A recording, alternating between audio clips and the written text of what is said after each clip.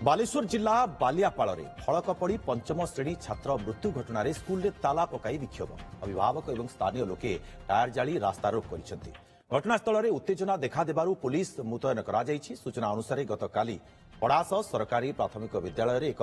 फड़क भांगी जड़े पंचम श्रेणी छात्र मृत्यु अभियोग होता। मृत छात्र होती जामकुंडा पंचायत केन्दुआडीहा गाँव सनातन धल पुओ प्रहलाद। सूचना अनुसार 3 वर्ष पूर्व यह विद्यालय एक नूतन कोठाघर निर्माण पर सूचना फलक लग गतकाली मध्याह्न छात्र छात्री यह फलक निकट में खेलुवा समय फलकटी भांगी पड़ प्रहलाद पड़ जाता।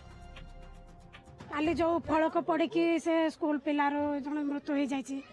से पिला आमर दाबी जे पिला फलक पड़ जाए फलक फाटा थिला पिला माने कहउछंती जे सर फलक फाटा अछि सर मान भी टिके नजर रखा कथा जे फलक फाटी जाइछि ताकू पकई दबा कथा आ पिला माने मूल कथा जे पिला मानकर मेनसी कमिटी रो भी दायित्व नाही से माने आज